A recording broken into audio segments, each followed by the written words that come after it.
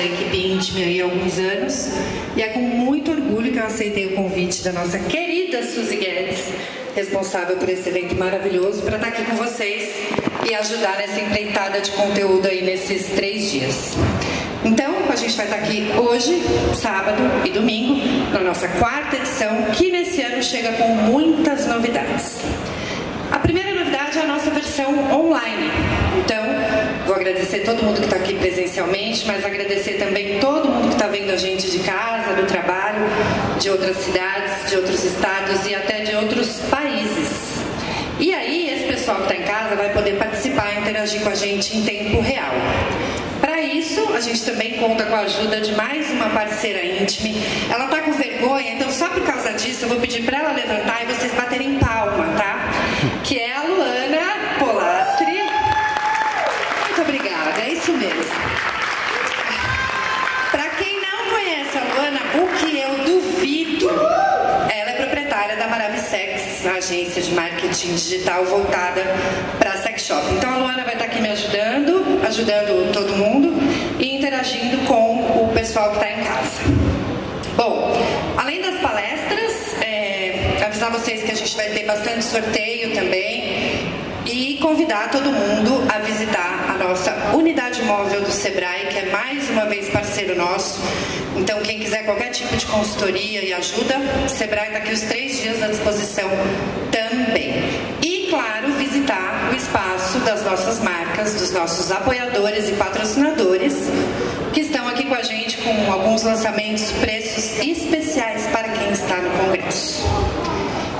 Bom, recadinhos finais, então. Peço para todo mundo ficar atento à programação, a gente vai tentar não atrasar mais aí, principalmente nos intervalos de almoço, café, vamos tentar manter a nossa grade no horário. Checar se o celular está no silencioso, né, para a gente não ter aquela surpresinha de tocar o celular. E lembrar todo mundo que a Íntime Expo 2024 já tem data marcada. Para quem não sabe, ela vai acontecer aqui no Promagno mesmo, entre os dias 8 e 10 de março. Acompanhem tudo nas nossas redes sociais. Então vamos lá, que as meninas já estão prontas e ansiosas aqui. A gente vai abrir o dia de hoje com um painel de estudo, vocês já estão vendo aqui atrás de mim, que tem como tema a sexualidade e a saúde da mente. Essa palestra é um oferecimento da Sophie, que é também uma marca parceira da Íntime, que está sempre com a gente nos eventos. A Sophie que produz e distribui cosméticos de autocuidado e bem-estar desde 2017. E para falar desse assunto, eu vou para o lado aqui para chamar as estrelas do painel.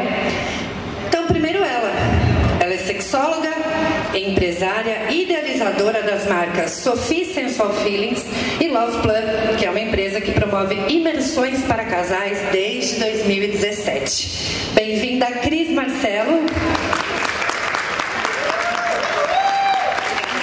Querida. Agora ela que é economista pela USP, pós-graduada em finanças, diretora executiva e fundadora da Nós, empresa que une conhecimentos de economia, pesquisa, planejamento estratégico, financeiro e marketing. Juliana Vanin. E para fechar, a especialista em gestão de projetos sociais, que é formada em psicologia positiva, cofundadora e diretora de gestão do Instituto Bem-Estar, Isabel Marçal.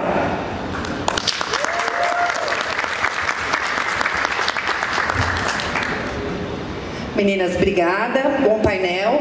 No final a gente abre para perguntas de vocês e também para pergunta de quem está em casa. Bom evento para todo mundo. Obrigada. Gente, bom dia. É um prazer estar aqui. Primeiro eu quero agradecer a Suzy e toda a equipe dela por proporcionar um espaço de conteúdo e aprendizado que resgata a gente do nosso dia a dia, bota a gente ali sentadinha para a gente aprender e para a gente ensinar também. Sobre hoje, nós estamos trazendo então esse tema, sexualidade e saúde da mente. 2 temas temas que são ainda extremamente tabus na nossa sociedade. Falar de sexo ainda é difícil e falar de saúde da mente também. Mas a pandemia ela fez um favor para a gente, porque ela nos aproximou e colocou em holofote esses dois assuntos.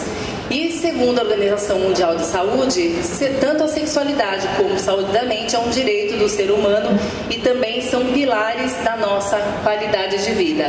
E é por isso então que a SOFI decidiu apoiar essa pesquisa. Essa pesquisa ela vai ser lançada somente em fevereiro do próximo ano, oficialmente, mas como marca parceira, elas nos deram o privilégio da gente trazer aqui para vocês alguns insights já da pesquisa para esse debate. Então eu estou aqui com a Ju e estou aqui com a Bel. A Ju vai ser a mediadora dessa conversa com a gente. Ela vai apresentar primeiro o formato dessa pesquisa para a gente entender como que ela foi conduzida e antes da gente começar a nossa conversa. Então vou deixar vocês agora com a Ju.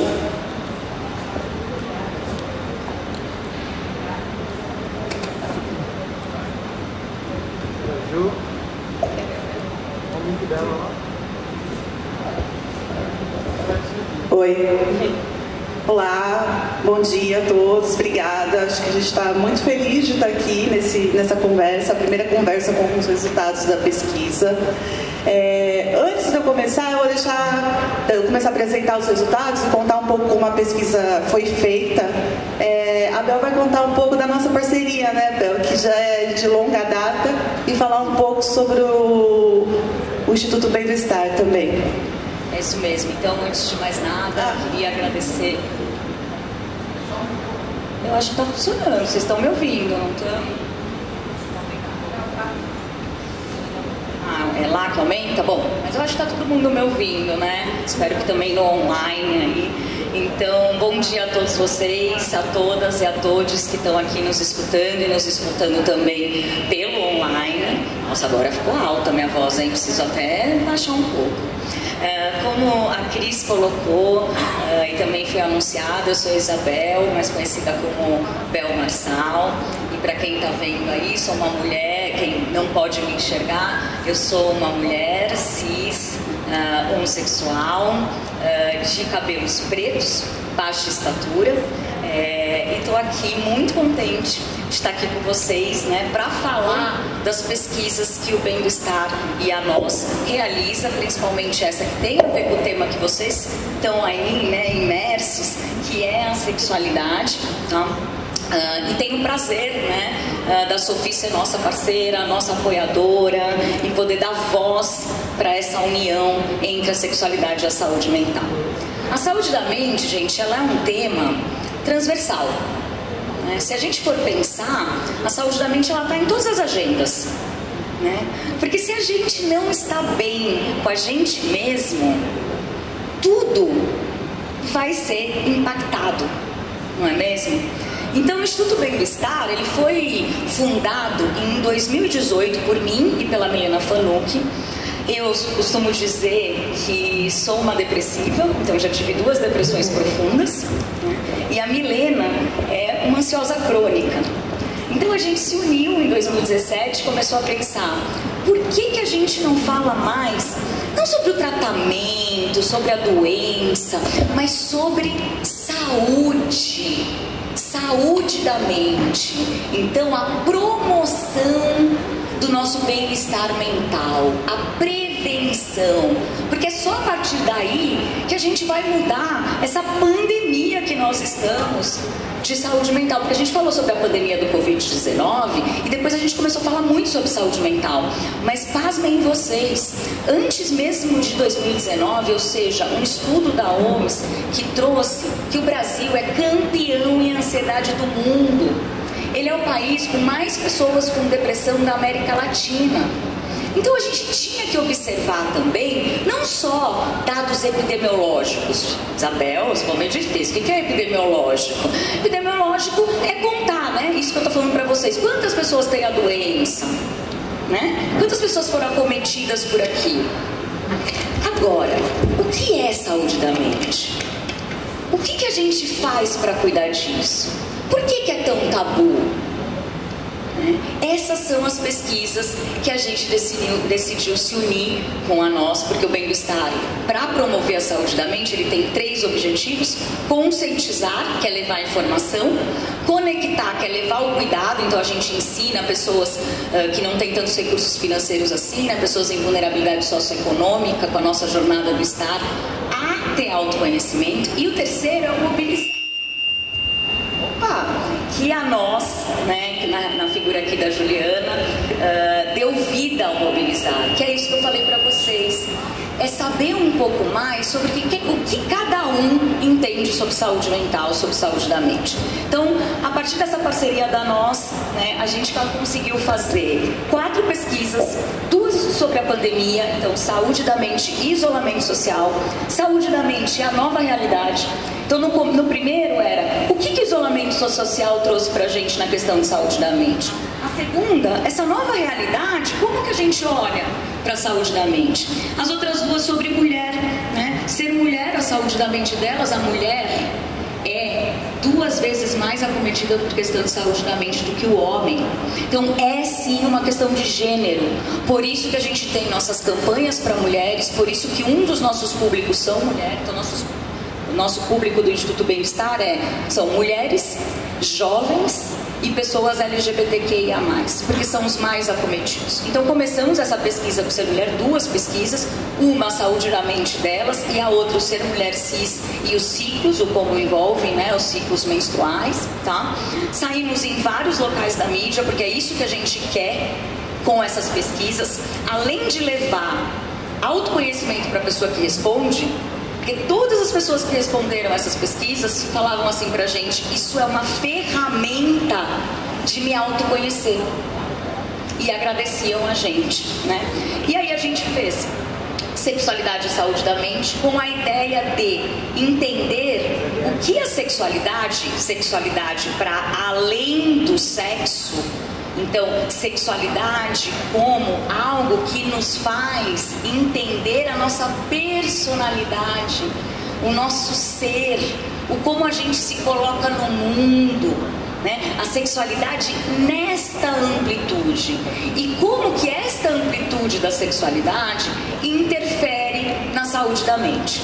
Para isso a gente formou essa coalizão maravilhosa, né? Essa ideia da sexualidade e saúde da mente foi da nós, essa intersecção de 2 das pesquisadoras da nós. A nós veio até nós, já somos parceiros há 4 anos. Vamos fazer essa pesquisa? Vamos!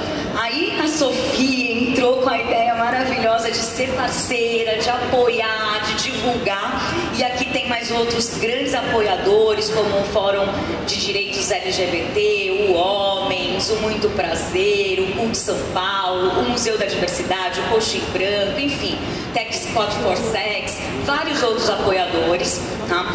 E o que a gente quis com essa pesquisa? Agora eu vou passar para a Ju falar o que a gente quis com essa pesquisa.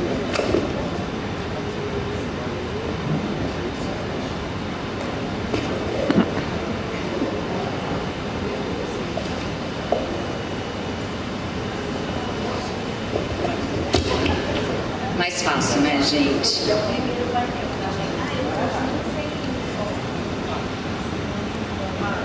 Bom, o meu microfone está mais alto.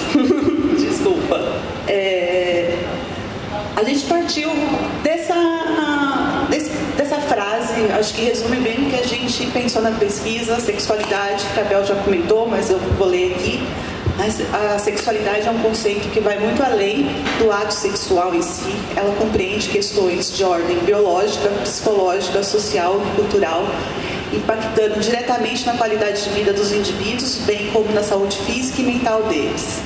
Quando a gente pensou na pesquisa, a gente pensou, lógico que o sexo está nela, a palavra, a gente já lê, sexualidade já pensa sexo, mas a gente também pensa que desde que a gente nasce como mulher, homem, às vezes se vê nesse corpo que a gente é classificado ou não, e como que todas essas interações de gênero, de orientação sexual, de identidade interferem na nossa saúde.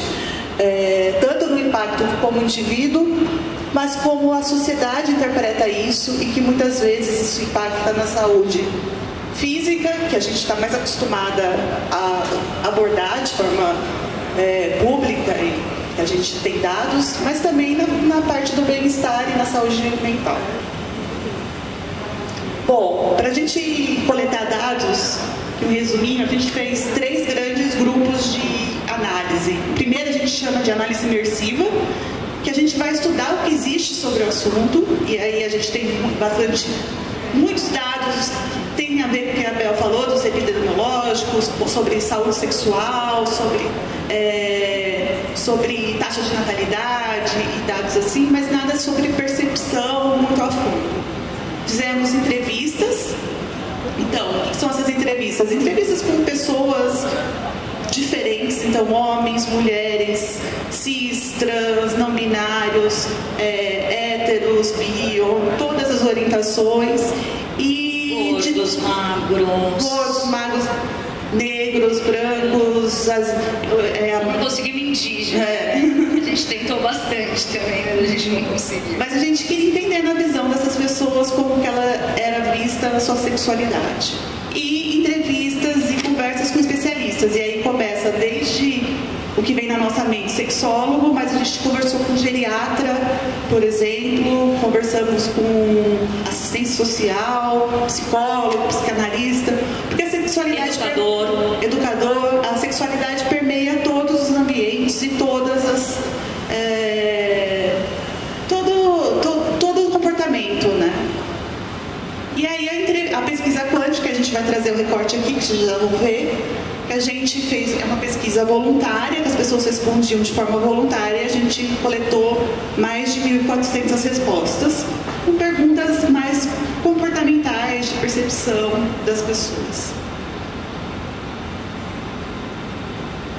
Bom, então, primeiro os dados, para a gente conversar um pouco. Eu vou mostrar alguns dados, depois a Bel e a Cris vai me ajudar a analisar alguns dados que a gente vai apresentar aqui.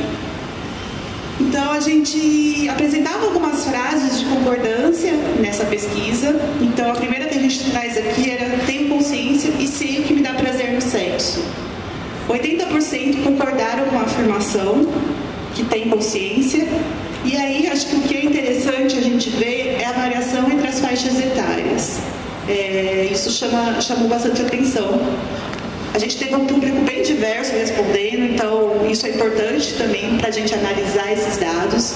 Mas as pessoas mais jovens, até 29 anos, tiveram uma taxa de concordância menor do que as pessoas mais velhas. Então, enquanto as pessoas até 29 tiveram 66% de concordância, tenho consciência, sei que me dá prazer no sexo, as pessoas com mais de 50 anos tinham 88%.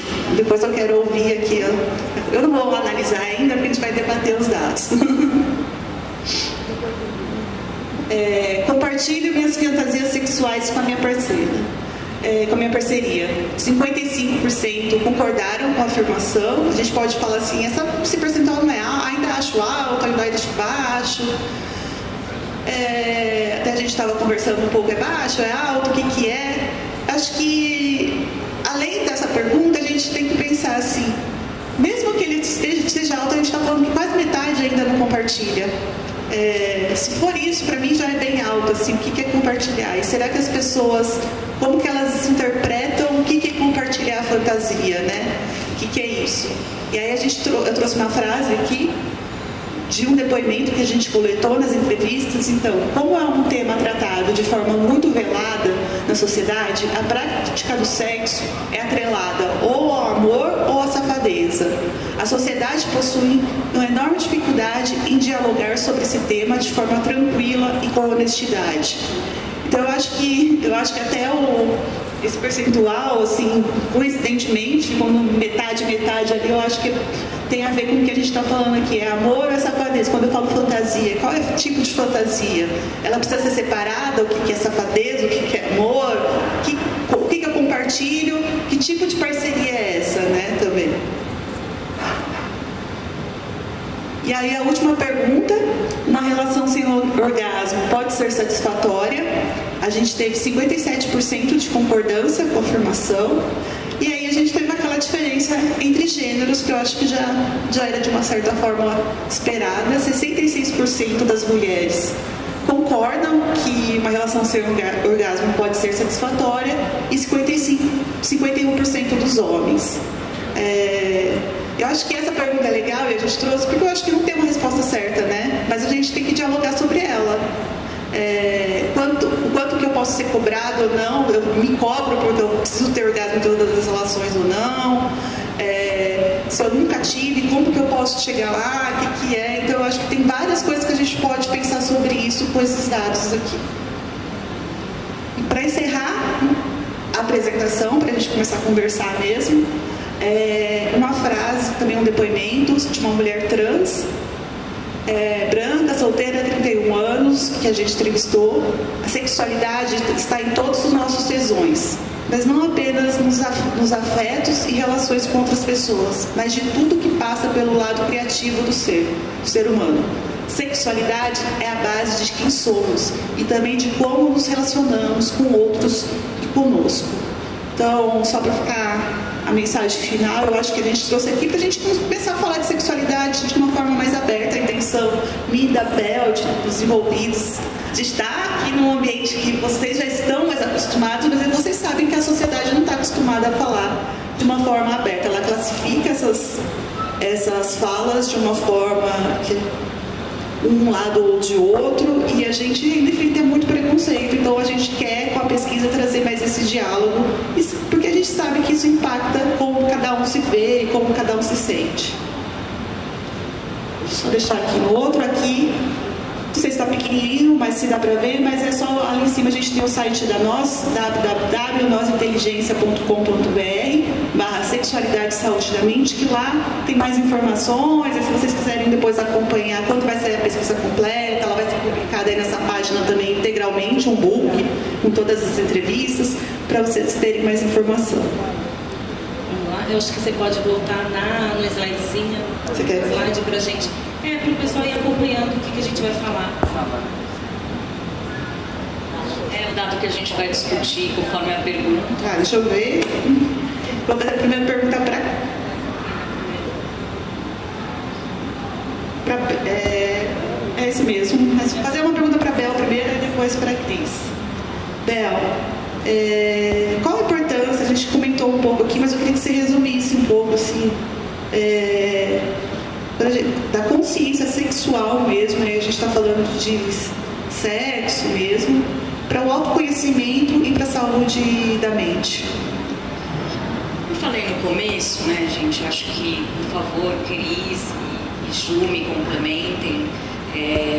A gente ter a consciência, né? Eu acho que a sexualidade, a gente já nasce sendo questionado sobre a nossa sexualidade.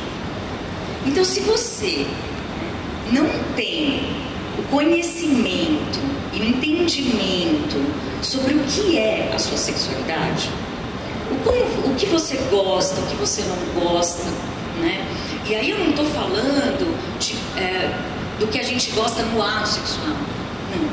O que a gente gosta, o que nos atrai, né? Eu lembro que logo no começo, quando eu comecei a me entender, lá com os meus 15, 16 anos, né? Eu olhava para os meninos e os meninos não me atraíam tanto. Mas era o que a sociedade falava para mim, né? Então fui lá testar. Aí com 20 e poucos anos, quando eu realmente tive a oportunidade, eu não sei, no meio de uma festa, a ideia de beijar uma menina, de beijar uma mulher, aquilo me quando eu tive, né? Quando eu tive aquele beijo, veio logo na minha cabeça, nossa, que coisa muito melhor, né? Mas se a gente tivesse, né? Aí eu sou uma representatividade, uma representação aqui, mas a gente poderia levar isso para todas as pessoas que são homossexuais ou mesmo que são heterossexuais. Se a gente tivesse desde o início uma educação sexual para o autoconhecimento, por quê? Porque a sexualidade ela faz parte da gente. Então se a gente não trabalha ela, né, desde pequeno, tem gente que fala assim, a criança não tem que saber de sexualidade. Mas e aí o abuso? Como que ela vai saber que aquilo né? Para ela ainda não é. E criança tem sim sexualidade. Você não vê um amiguinho brincando com o outro, falando do pipi, falando da, né? A gente faz isso. A criança já começa porque ela é sexual, porque nós somos sexuais. Só que aí a gente fala, isso é assunto de adulto. A gente separa. E aí aquela criança vai sozinha virar uma adolescente e muitas vezes sozinho entender o que aqueles gostos deles, aquelas vontades, né? Aquele corpo, porque passa por um corpo mais magro, um corpo mais gordo, um corpo com alguma deficiência, né? A gente estudou no estudo, né? Na pesquisa, também pessoas com deficiência, a gente vai escutar, porque como é a sexualidade para uma pessoa com deficiência, que é vista como assexual, como aquilo não ser permitido. Então, quando a Ju me faz essa pergunta, né, por que é tão importante entender a sua sexualidade junto com o seu autoconhecimento, para mim é vital. Né? Para mim é primordial, porque a sexualidade ela faz parte da nossa construção de identidade. Eu acho que aí eu acabo a minha resposta nesse fim da construção da identidade. E aí, da Cris, acho que você pode complementar o que a Bel comentou, mas eu queria também que você focasse como você interpreta essa diferença entre as faixas etárias, assim. Porque para mim acho que é explicável, mas também traz uma certa estranheza de tudo que a gente pensa sobre os preconceitos, que as gerações mais jovens têm superado e tal. Mas eu achei bem interessante. Só complementando o que a Bel estava falando, a gente vai entender a sexualidade como constitutiva do ser humano e a sexualidade como um exercício de aprendizado durante toda a nossa vida. Né? Então a sexualidade ela vai sendo exercitada. E por que para mim não é estranho esse número? Porque na verdade, à medida que a gente vai experimentando a vida, que a gente vai experimentando pessoas, lembrando que o nosso corpo ele tem memória, então a gente vai sabendo o que a gente gosta, o que a gente não gosta, a gente vai aprendendo a ir além do limite, ou aquilo é o limite, e a gente vai se permitindo. Então, à medida que eu vou ganhando maturidade, eu acho que a gente ganha essa maturidade também em relação a quem somos, né? E até porque, como a Bel falou, a gente não tem educação sexual. Educação sexual, mesmo fazendo parte da nossa identidade, sendo formada do minuto que a gente nasce, ainda assim, ela é tratada como um território obscuro, né? Que não pode falar, não pode ter acesso. Então, isso ainda é velado na nossa sociedade. Então, quando eu vejo esse número, eu entendo sim que à medida que a gente vai ganhando, né, maturidade, entendimento do nosso corpo, a gente vai se libertando de padrões. A gente vê agora essa geração prata super empoderada, dizendo para o mundo, gente, eu tô aqui, tô viva, quero gozar, quero trabalhar, tenho disposição para tudo isso ainda, né? Então eu acho que essa geração prata, ou essa geração mais madura, inclusive está nos ajudando a desconstruir o corpo como um capital e a juventude como um valor, porque a nossa sociedade também é disso, né? Muito essa coisa, esse corpo padrão, esse corpo todo. Pô, até agora eu estava falando um pouquinho antes da gente subir pro palco, eu estava falando para elas, eu durante meu tratamento engordei 20 quilos, eu não consigo me reconhecer em mim, eu me sinto mal, por quê? Porque a gente ainda se preocupa com o olhar do outro. E como é fácil a gente falar, gente, nós precisamos mudar a chavinha, mas comportamento, hábito, atitude é a coisa mais difícil da gente mudar, que dirá uma cultura, né? Então, o que eu vejo também desse dado importante da gente falar aqui, quando a gente olha para o percentual até 29 anos, essa geração, ela continua não tendo educação sexual. Então, o grande formador dessa geração ainda é o Google. O Google é a fonte, saiu uma pesquisa da Tech for Sex com a UOL, que o Google, eu não lembro o percentual, mas é um percentual altíssimo de recurso de aprendizado sobre sexualidade. Então, o que a gente pode esperar? essa geração ainda está aprendendo com os outros, nem sempre com especialistas, nem sempre em lugares de qualidade, né?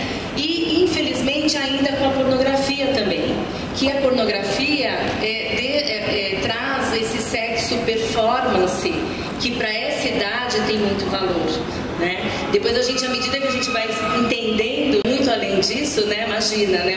Um cara já com 60 e poucos anos, que ele não tem uma ereção completa, se ele vai pensar que sexo é só performance ou só penetração, a gente estava na roça, né? E a gente não fala sobre isso porque a nossa sociedade, a nossa cultura é muito falocêntrica ainda, é muito essa coisa do sexo e penetração. Então, a oportunidade que a gente tem, e agora falando pra gente do nosso mercado mesmo, é pensar que nós temos uma grande oportunidade de formar esse novo consumidor. Esse aqui é o novo consumidor e a gente pode formar. E o que eu estou oferecendo para esse consumidor novo? Que tipo de conteúdo que eu entrego para esse jovem, né? Qual é a qualidade do meu conteúdo? A gente pode, eu sempre, assim, a Sophie tem uma linha muito educativa, ela é mais, quando a Sophie, a gente está falando com uma mulher que é mais madura mesmo, tá? Então, você tem alguns caminhos para a gente conversar com públicos diferentes. Mas eu acredito que se a gente continuar batendo martelo só na vulgaridade ou só no escracho, a gente não está acrescentando valor para um território tão importante que é a sexualidade como parte de quem a gente é e parte saudável de quem a gente é. Então, acho que a gente tem um papel como mercado da gente fomentar essas discussões e trazer realmente um conteúdo de qualidade para a gente formar esse serzinho aí, para tirar um pouco ele da leitura dele em lugares que não acrescentam tanto valor. Acho que é isso. Eu só queria acrescentar, achei perfeita a colocação de vocês, assim. A gente faz bastante pesquisa com diversos públicos, não vai entrar detalhes aqui, mas a gente fala muito sobre 50 mais, maturidade, e a gente teve agora, recentemente o censo mostrou que a população brasileira está envelhecendo, é uma população com a pirâmide invertida, com algumas exceções de alguns estados, mas assim, o quanto que o mercado, e aí eu estou falando do mercado em geral, mas a gente pode trazer porque a gente está falando aqui, pensa nesse público de uma forma do que ele quer, do que ele precisa, e não só nos produtos, mas quando eu comunico também, assim, eu estou comunicando com essas pessoas da forma adequada, em todas as pesquisas que a nós já fez com esse público, para diversos segmentos, esse público não se sente representado de forma geral, eles não conseguem se ver, e aí eu estou falando em produtos gerais, assim, imagina quando a gente... Então é uma oportunidade para se repensar sobre isso. Na comunicação, e um outro dado também que a UMAP trouxe recentemente foi que esse público, além de não se sentir representado, ele não quer ser excluído, ele não quer ser... Ele não quer que a gente tenha um olhar para eles de forma isolada, ele quer estar no meio de tudo que está acontecendo, né? Ser visto como adulto. Exato. Como ele é. Bom, deixa eu passar para a próxima, senão a gente fica só na primeira, né? A gente gosta, viu? 5 minutinhos me deram, mas vou fazer para as duas já, e aí pra gente já economizar e seguir. A gente viu que mais da metade diz que compartilha as fantasias sexuais. Eu acho que a gente já falou um pouco, por isso que eu vou dar uma economizada nessa. Mas assim, onde a gente está como sociedade ainda, que a gente enfrenta um monte de tabu, medos, preconceitos, que a gente não consegue ainda compartilhar nem com a nossa parceria e falar sobre sexo de uma forma aberta e natural. E aí, acho que Cris, que trabalha evangélico, como que a gente faz isso? Assim? Vocês podem dar um conselho? Como que a gente aprende a compartilhar as nossas desejos? Quando eu dei esse dado, eu até falei para as meninas, eu achei até um dado alto, né? Porque a Esther Perel, ela fala, é uma escritora que eu amo, ela fala assim: falar sobre sexo é mais mais íntimo do que fazer sexo. E realmente, né? E pra gente falar sobre sexo, a gente tem que construir essa intimidade. Quando a gente está numa relação, a intimidade a gente vai construir onde, minha gente? Não é na cama, é no dia a dia, é na rotina. E aí, na maior parte das vezes, os casais se perdem justamente na rotina. Associam, né, a rotina, tudo de errado que dá na vida. Mas a rotina, se a gente tiver um olhar para a rotina diferente, pensando na rotina como algo extremamente funcional, e onde esse casal pode colocar naquele dia uma interação entre eles, né? Porque o problema da rotina é o que eu faço com ela. Então, se eu priorizar o meu relacionamento na rotina, a rotina não é ruim. E aí a rotina, o que é? Aquele momento que eu estou fazendo um jantar, nós estamos tomando um vinho, a gente está, sei lá, vai assistir um filme, a gente para a gente discutir sobre o filme, né? Então, assim, o sexo, obviamente, ele vai ganhar esse veículo de comunicação a partir do momento que você se sente íntimo da pessoa e que você se sente à vontade de falar o que você quer falar sem ser julgado. A gente vem de uma cultura que a mulher foi calada na cama, né? Então, assim, pra gente é muito difícil, que dirá a gente gemer, que dirá a gente falar, contar o que a gente quer, mas homens também têm dificuldade, porque a gente não aprendeu isso, né? E aí, acho que algumas dicas que eu deixo aqui, que funcionam muito bem, quando a gente está falando de relacionamento, né? Pode ser através de filmes. Então tem um filme que é o Kiki, é uma comédia, vou deixar aqui para vocês, é uma comédia espanhola e que fala de alguns fetiches, os fetiches mais estranhos possíveis, mas ela é uma comédia erótica. Então não fica aquela coisa assim, vamos assistir porque a gente tem que fazer sexo. Não, é um outro, né? É uma outra proposta. E aí, durante esse filme, você pode falar, e aí, você iria até esse ponto? O que você acha disso? Assim, tanto filmes, como livros, contos eróticos de você ler juntos, são oportunidades da gente abrindo essas conversas. E tem uma outra coisa muito legal também, que são baralhos puxa conversa. Não sei se vocês já viram, mas tem baralhos assim, tipo, vamos falar sobre sexo. E aí são cartinhas que você, um dia você tá lá, vamos brincar. E você puxa lá a cartinha, pelo menos não é você que tá fazendo, não é você que tá fazendo a pergunta, né? E ali pode ir surgindo você pode ir estabelecendo essa linha de conversa. Nós estamos acabando? Não, eu quero participar porque o pessoal da internet está fazendo pergunta. Tá bom. Vou interromper, mas vou incluir o pessoal e vou abrir para vocês também, se vocês quiserem participar do debate. Temos com a Evelise, nossa assistente de palco aqui, com o microfone. Quem quiser fazer pergunta, levanta a mão. A primeira pergunta do pessoal de casa é como que eles fazem para ter acesso aos dados da pesquisa. Eu vou apontar. Oba.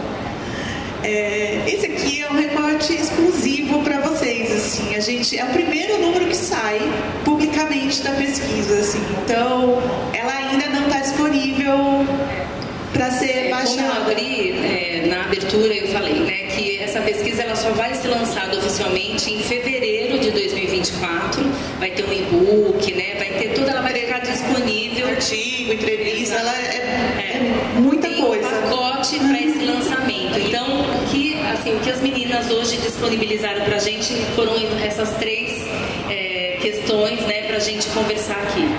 E uma coisa que eu acho que é interessante, a Ju passou, né, aí o Nós Inteligência, barras Sexualidade e Saúde da Mente, vocês podem ficar ligados ali, tá?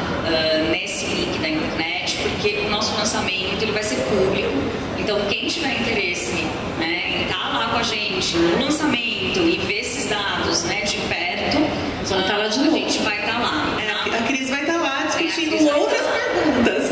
Antes de vocês fazerem só mais uma pergunta do público, eu queria complementar a resposta da Cris, que eu achei sensacional, com essas ideias, né, de como que a gente pode puxar o papo, enfim.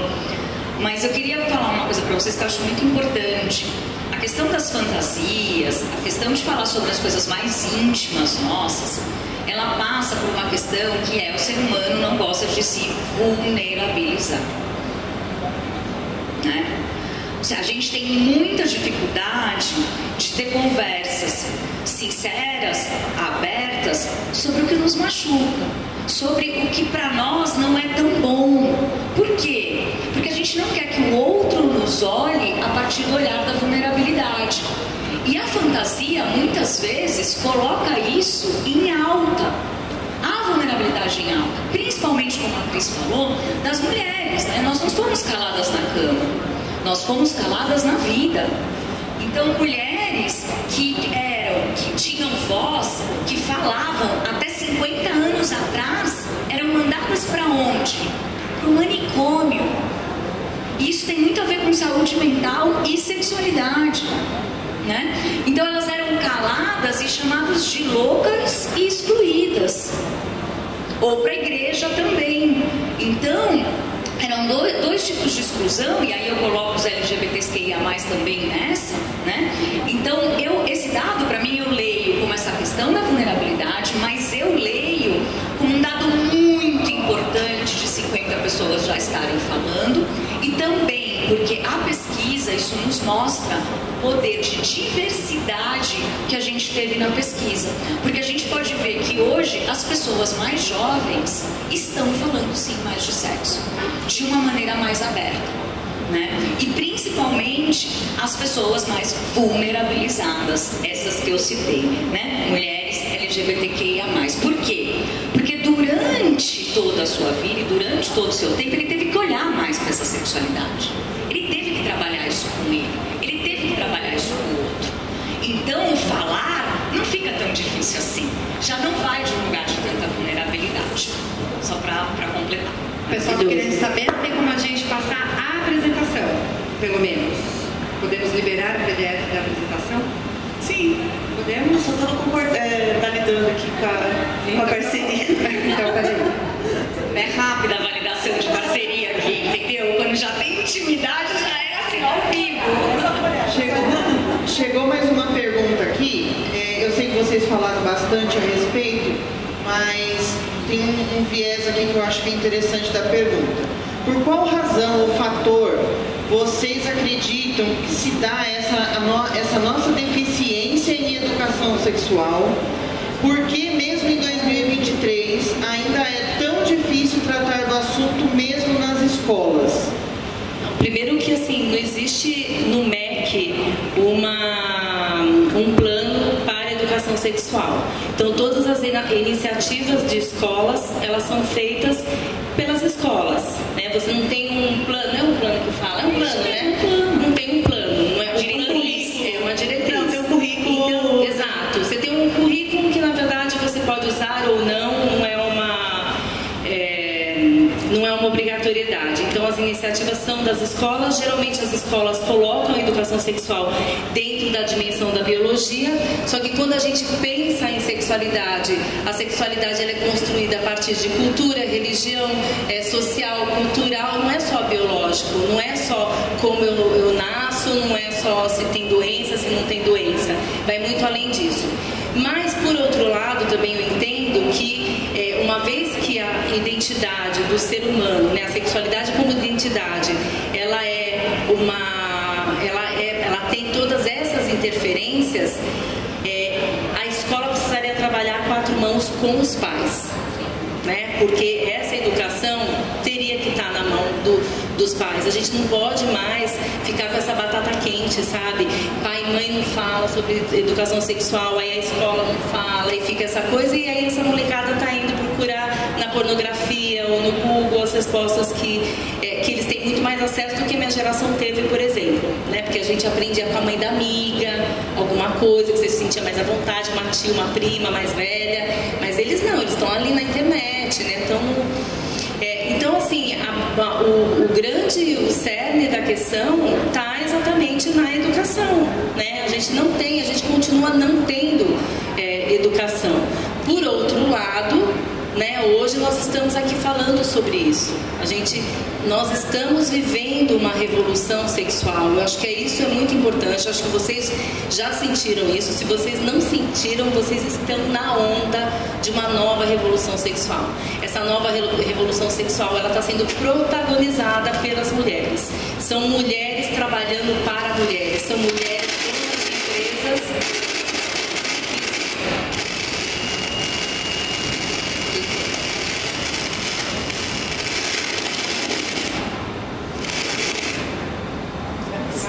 São mulheres donas de empresas fazendo produtos para as mulheres. Então, a gente está vivendo um momento importante de abertura, né? Da gente poder conversar. E aí, mais uma vez, eu volto no nosso papel.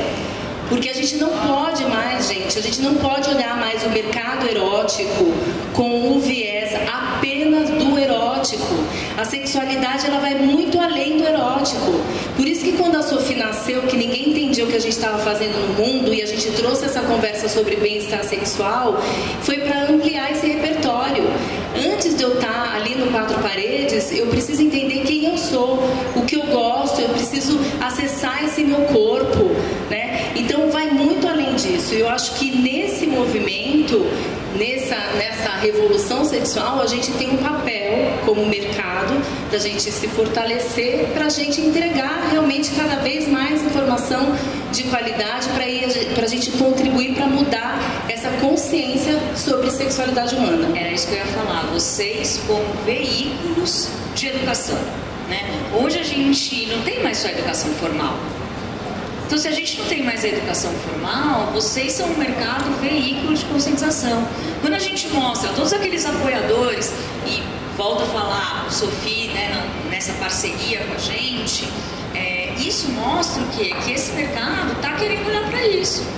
Que esse mercado quer conscientizar, ele quer educar. E completando a resposta da Cris, que eu acho que é importante falar também, gente, que eu vi algumas pessoas aí borbulharem, né? Por que não se fala de sexo na escola ou na educação, né? Gente, eu vou dar uma resposta muito simples para vocês. Cultura tabu. E quando a gente une, e aí eu vou falar para vocês, tem educação socioemocional na escola? Ou a gente aprende a lidar com as nossas emoções, com o que a gente sente? Não. Então aqui a gente une duplo tabu. Só para vocês terem uma ideia, né? A gente tem todos esses apoiadores e tal, e no final a gente vai fazer daí para vocês uma surpresinha que a gente tem, lançar algo, mas essa pesquisa, ela foi totalmente custeada pela nós e pelo bem-estar, pelos recursos que a gente tinha.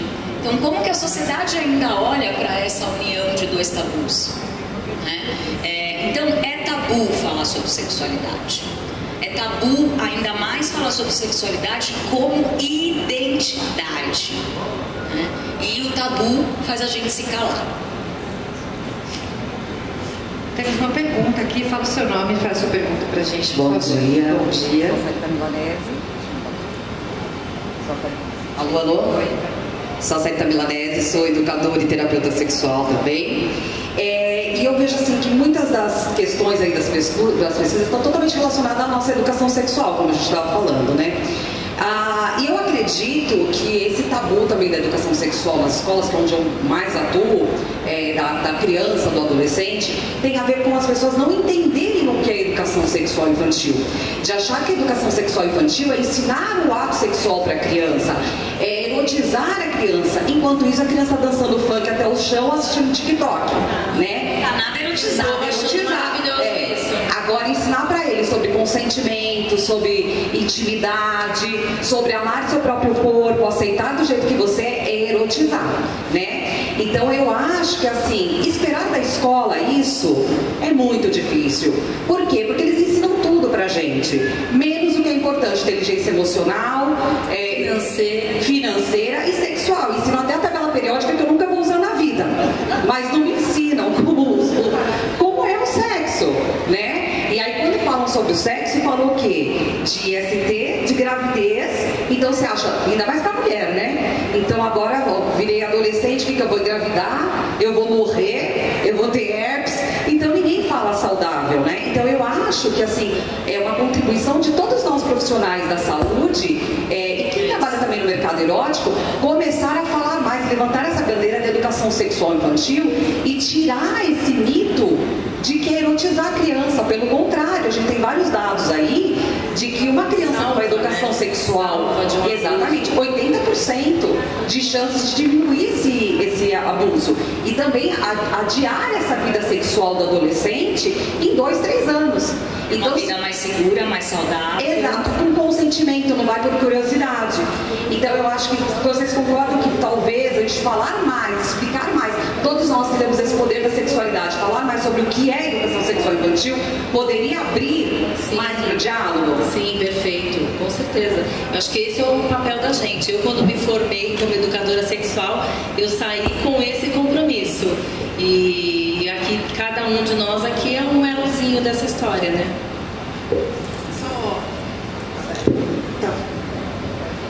Eu acho que um dos objetivos aqui nosso da pesquisa foi falar sobre isso, assim, sexualidade não é só penetração, sexo, em si. Então, quando a gente tem que falar, a gente respira, a gente é um ser sexual, a gente come, a gente dorme, por que a gente não fala disso de uma forma natural?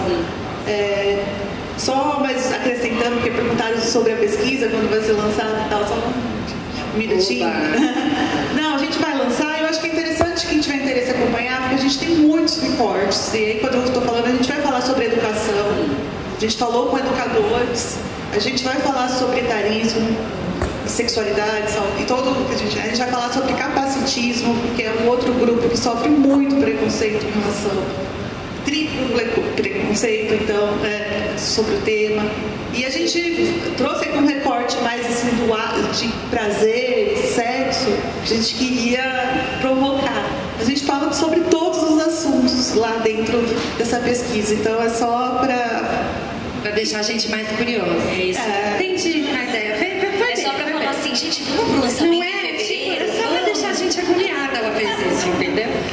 Vamos lá, seu nome e a sua pergunta, por favor. Meu nome é Parrázio, eu tenho um site sobre notícias da sexualidade e uma das notícias é sobre a pesquisa do IBGE sobre os fetiches do brasileiro. E foi muito interessante que 51% falou que sexo a 3 é o maior fetiche deles. O restante é lugares públicos. E terceiro é BDSM, mas seria mais a bondagem, uma coisa mais 50 tons de cinza do que menos hardcore. Claro que isso é para o público cis, hétero, e aí vai mudando os fetiches dependendo da sexualidade da pessoa. O público gay gosta de outras coisas. E é interessante saber que o público cis hétero, ele é completamente voltado para o sexo, um fetiche, enquanto outros públicos são outros fetiches, e que são mais hardcores. E o Homenagem a Troá é isso mesmo. Eu tenho uma história sobre isso, tá, gente? Eu vou dividir com vocês. Eu tinha feito uma semana de palestras falando sobre fetiches e fantasias e eu nunca tinha perguntado, eu sou casada há 40 anos. Agora em janeiro eu faço 38 anos. E vou fazer 40 quando namoro com ele. E aí eu cheguei pro meu marido nesse dia, domingão, desligando televisão, já pra dormir. Eu falei pra ele, qual que é a sua fantasia? E ele virou pra mim e falou assim, de Batman, uma besteira qualquer, porque ele achou que eu tava brincando. Eu falei, não, eu tô falando sério, qual que é a sua fantasia? E aí ele falou pra mim assim, 2 mulheres na cama comigo. Falei, que é o Homenagem a Troá, que é o primeiro, né? E aí, eu, continuando a historinha aqui, ele já tá acostumado que eu falo mesmo, tá? Aí, eu virei pra ele e falei pra ele, na hora que ele falou isso, eu falei, bom, eu não tenho maturidade pra trazer outra mulher pra cama, mas a gente pode imaginar, a gente pode brincar. E eu comecei a fazer perguntas pra ele, tá, como que é essa mulher? Era uma loira. Tá bom, o que ela tá vestindo? E, muito sem graça, nós fomos construindo uma história. Eu perguntava, na hora que eu perguntei, que ele falou assim, nossa, Cris, que história esquisita. Imagina, olha só quando eu falo de intimidade. Intimidade não tem a ver com tempo. né? A gente ainda está todo esse tempo junto, a gente tem muita coisa para a gente ganhar intimidade. Mas quando ele falou que me deu a palpitação, eu falei, que delícia, friozinho na barriga, eu quero saber agora o que esse homem quer. E aí nós fomos construindo essa historinha, conversando, e eu perguntava uma coisa, e aí ele foi se soltando, ele começou a perguntar outras coisas para mim. E aí, gente, sabe o que aconteceu? Vocês podem não acreditar, mas foi a única vez na vida que eu tive um orgasmo sem o meu marido colocar a mão em mim, sem ter nenhum tipo de penetração. Porque a gente foi conversando e a gente foi entrando numa fantasia muito louca e eu fui me excitando e eu tive um orgasmo. Então, quando a gente fala disso, de fantasia, a gente está falando de autoconhecimento, a gente está falando de confiança, né, dentro de uma relação. O quanto que eu posso me entregar para isso. A gente só caminhou nisso porque a gente tem essa intimidade, né? Então é isso, só para dar uma ilustração. Tem suas histórias maravilhosas. Eu já estava aqui, ó, ia ficar aqui te ouvindo. Temos mais alguma pergunta para as meninas finalizarem, que a gente não quer atrasar muito assim a nossa programação? Tem? Ive, mais uma ali. É a última para a gente ir para outra pergunta. Isso, para vocês poderem finalizar. Oi, eu sou a Jéssica. A minha pergunta é bem básica. É a questão do pessoal da 50 anos ou mais. Eles já são um público, creio eu, que já tem um entendimento de sexualidade já um pouco complicado. Porque já na juventude eu tiro pela minha mãe, que tem 60 e pouco. A minha mãe fala, você não é minha filha. Porque essas coisas nunca vi. O que você fala, o que você faz, não existia pra mim, né? E ela tem uma dificuldade muito grande, como minhas tias, tudo, de entender. Realmente é um público qual a gente tem que ter uma atenção bem a mais, é um diferencial muito grande da geração de hoje. A geração de hoje, ela fala, por mais que ela ainda também tenha as dúvidas dela, mas para o público de 50 a mais, chega a ser por causa que lá atrás isso era um absurdo para a maioria. Então tem que ser realmente um atendimento bem mais focado, mais estudado, para você colocar na mente dessa pessoa que ela não está fazendo nada errado. Seria bem isso. Na verdade, toda vez que você lida com intimidade, eu sempre falo o seguinte: você tem 2 ouvidos e tem uma boca. Então escuta mais, deixa essa pessoa falar para ver como você pode ajudar ela. A gente é sempre um veículo, não tem certo e errado, você não vai fazer ela mudar de cabeça se ela não quiser. Mas eu acho que hoje essas mulheres, se a gente pensar nas nossas mães, elas são filhas das mulheres que foram protagonistas das primeiras ondas do feminismo, né? E elas, de novo, elas se fecharam em relação a isso, né? Se a gente pensar na pílula que foi lançada e foi uma grande libertação para a mulher de poder de escolha, de ser mãe ou não, e de poder seguir uma carreira, fazer outras escolhas, e elas se fecharam de novo. Então, existe, acho que, um público que ele está carente de ouvir, né, essa permissão, né, de ganhar essa permissão. Então, mas a gente tem que ser cuidadoso, porque falar de intimidade, você está entrando na essência da pessoa. E não generalizar, né? Porque, sim, a minha mãe é igual a sua, né? Lá, vai que ela tá me ouvindo aí, né? Pegando os seus 80 anos e falar de sexualidade é muito difícil. Porém, eu tenho a mãe de uma amiga minha que ela fala assim: ai, que bom, né, que vocês começaram a falar disso comigo e que aqui em casa é o polo de todo mundo se reunir. Porque, deixa eu perguntar uma coisa pra vocês. O que é isso que vocês falam? E quando a gente, né, as duas se entenderam, ela bissexual e eu homossexual e tal, e ela foi a pessoa que mais veio fazer conversa, perguntar pra gente: não quero falar nada pra vocês, vem cá te abraçar, sua mãe não sabe ainda, eu te dou colo. Mas assim, por que uma é bi? Por que a uma é outra? E ela fazia perguntas assim, super interessantes. E ela começou a olhar, ela falava assim: pra mim, o sexo não existiu, o sexo era procriação. Mas vocês estão me mostrando outra ideia. E ela queria saber, então era diferente da sua mãe do tipo: você é louca, eu não quero saber. Não, ela queria. Então, não vamos generalizar os padrões, né? Vamos deixar que cada um dentro da sua idade mostre o que é ele mesmo. Eu ia falar, eu como pesquisa, toma cuidado com isso, porque às vezes quem está próximo da gente não é a maioria. E fora que ela é sua mãe. Você não sabe como é que é a conversa dela com outras pessoas.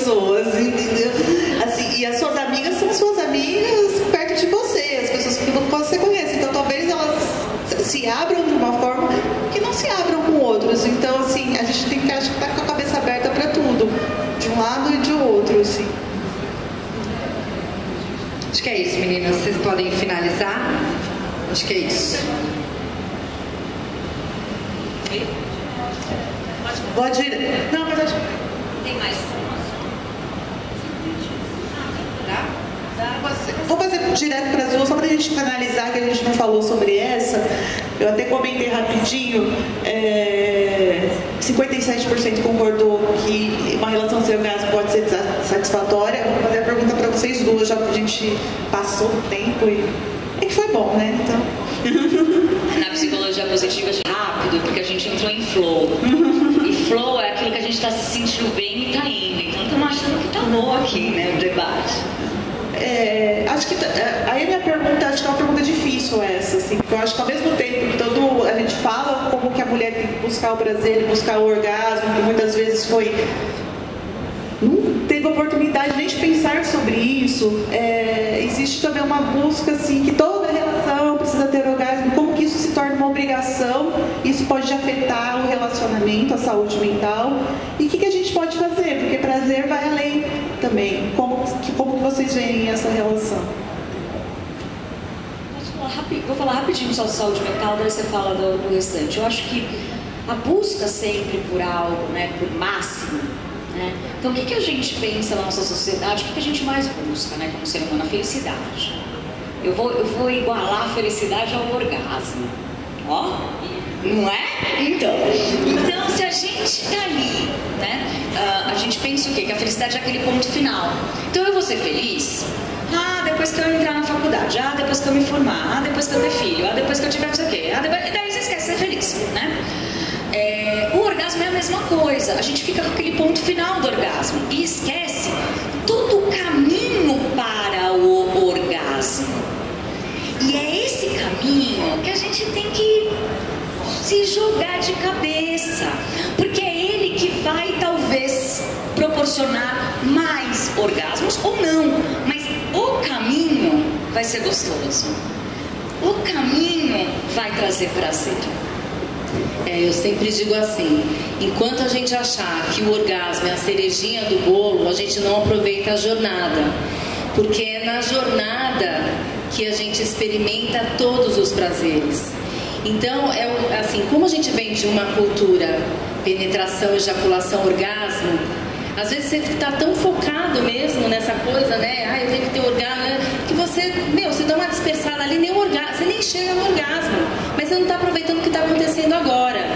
Então, isso a gente só consegue transformar e ter essa consciência a partir do momento que a gente busca o autoconhecimento, né? Então, o autoconhecimento ele vai ser a base para qualquer conversa, né? Se o nosso corpo é o veículo de prazer, a gente tem que pensar que o prazer está além da genitalidade, que a nossa pele é a maior zona erógena que existe, muitas vezes ela é totalmente inexplorada, e o nosso mercado ele presta um favor a isso, porque a gente tem caudas quentes, tem caudas frias, tem vibrador, que você pode experimentar esse corpo de diversas formas, sem você se preocupar no sexo genital, penetração, orgasmo. O orgasmo ele pode ser um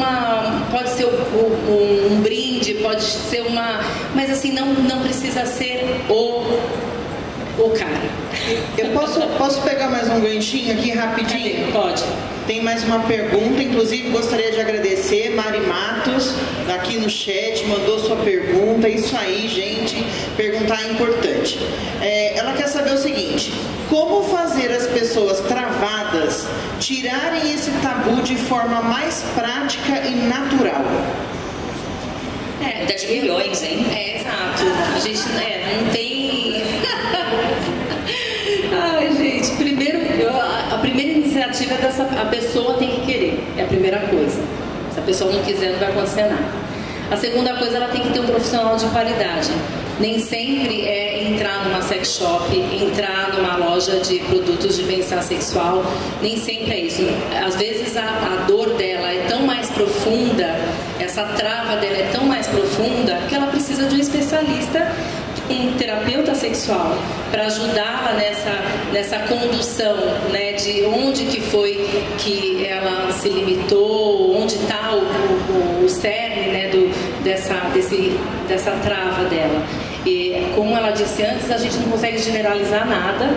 O ser humano ele é um indivíduo muito único, assim como a nossa sexualidade, porque cada um aqui carrega uma bagagenzinha, um repertório, a partir daquilo que vivenciou ao longo da vida, o que aprendeu dentro de casa. Então a gente não consegue ter uma receita. Mas o correto é a pessoa, se ela se incomoda com isso, porque às vezes a pessoa está lá e está tudo certo, ela nem está vislumbrando isso. Então, mas se é uma coisa que incomoda, ela tem que buscar um profissional de qualidade para ajudá-la nesse caminho. Até porque, né, gente, na nossa atualidade, a gente precisa lembrar dos assexuais. Né? Eles existem, eles estão aí, e a gente precisa respeitá-los. Então, eu acho que existe também isso, né? Existem pessoas que não querem ter essa busca do prazer como a gente entende o prazer. Ela quer ter a busca de uma outra maneira. Ela gosta de um amor só romântico, né? Sem ser o sexual. Então, essas pessoas também precisam estar ali e ser respeitadas. Quando não é dor, é sempre assim. Não é dor, segue a vida. Se for dor, procure especialista. Meninas, a gente ficaria o dia inteiro aqui falando. Não, mas agora tem uma coisa muito... Então, eu ia falar isso. Então, gente, fala surpresa. Para que a gente possa dar continuidade a todo esse movimento, né? A pesquisa e outros projetos também, que a gente com certeza vai ter algum projeto no ano que vem com a Sofia de novo.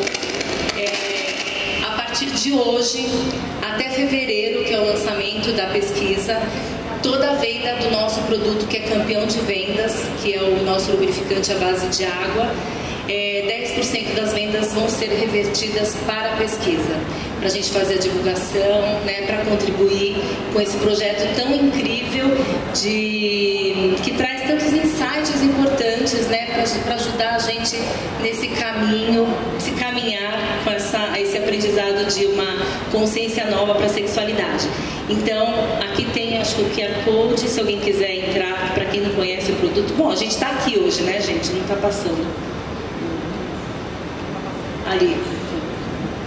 Então, a partir de hoje está lançado. Provavelmente em fevereiro a gente vai lançar alguns produtos especiais para a causa. A gente pode, né, dizer que a pesquisa vai ter um financiamento para a divulgação. Então, eu queria, em nome da nós e do bem-estar, agradecer muito a Sofia por acreditar nessa pesquisa, por acreditar na força que é levar informação e conscientização. Parabéns pelo teu trabalho e muito obrigada por ir com a gente. Muito obrigada mesmo. Obrigada a vocês, obrigada a Sofia. Uma salva de palmas para essas meninas.